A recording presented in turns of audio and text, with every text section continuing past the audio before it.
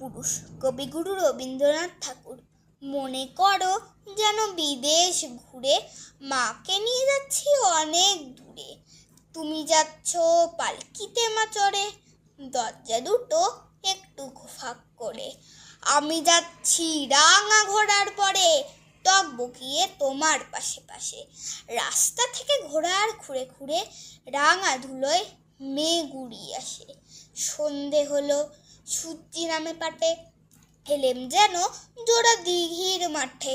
ধু ধু করে যেদিক পানে চাই, কোনোখানে যেন মানব নাই।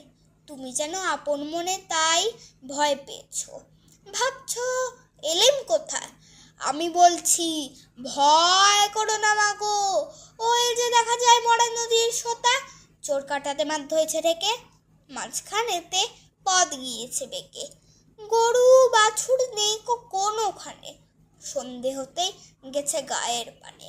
আমরা কোথায় যাচ্ছি কে তা জানে, অন্ধকারে দেখা যায় না ভালো।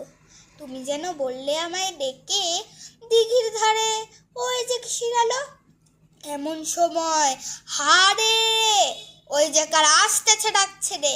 তুমি ভয় পালকিতে এক কোণে, ঠাকুর দেবতা স্মরণ করছো মনে। বেয়ারাগুলো পাশের কাটা বনে পালকি ছেড়ে কাঁপছে থরো থরো। আমি যেন তোমায় বলছি ডেকে, আমি আছি, ভয় কেন মা করো। হাতে লাঠি, মাথায় ঝাঁকড়া চুল, কানে তাদের গোজা জবার ফুল। আমি বলি দাঁড়া খবরদার, এক পা কাছে আসিস যদি আর, এই চেয়ে দেখ আমার তলোয়ার, টুকরো করে দেবো তোদের ছেড়ে। শুনে তারা লম্ফ দিয়ে উঠে, চেঁচিয়ে উঠল হারে। তুমি বললে যাস নে খোকা ওরে। আমি বলি দেখো না চুপ করে।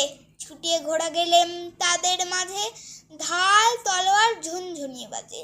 কি ভয়ানক লড়াই হলো মাঝে, শুনে তোমার গায়ে দেবে কাটা। কত লোক যে পালিয়ে গেল ভয়ে, কত লোকের মাথা পড়ল কাটা।